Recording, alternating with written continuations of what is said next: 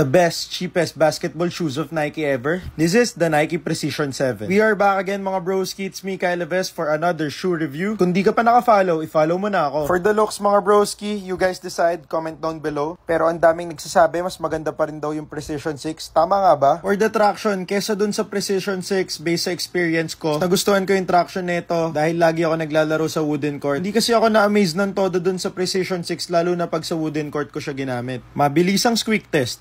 For the cushion, for my preferences, the shoe was very comfortable to wear kesa dun sa Precision 6. Mas malambot and comfy siya compared din sa Precision 6, which hindi ko in-expect para sa mura ng presyo ng sapatos na to. For the materials, very lightweight and very comfy. For the support, na-surprise ako sa support ng sapatos na to. Napakaganda ng lateral containment, walang heel slippage. For the fit, I went true to size, kaya sa mga wide footers dyan, consider going half size up. For the fit, snug fit siya at yun yung gusto ni broski. Di sumakit yung pa ako kahit hindi ko na i-break in. Straight out of the box, okay na okay yung fit sa akin. Consider going half size up kung wide footer ka. Pero again, laging paalala ni broski, mas maigay na masukat nyo sa personal. Overall, na-enjoy ko yung performance ng Precision 7. Ang pros ng sapatos na to ay ang traction niya, lightweight at syempre yung presyo. Yung cons naman, breathability lang sa tingin ko. Anong next na sapatos ang gusto nyong i-review ni broski? For comments and suggestions, comment down below. Shoe giveaway pagka-reach ng 150k followers here on TikTok. Again, this is Kyle Leves. Like and follow for more. Peace!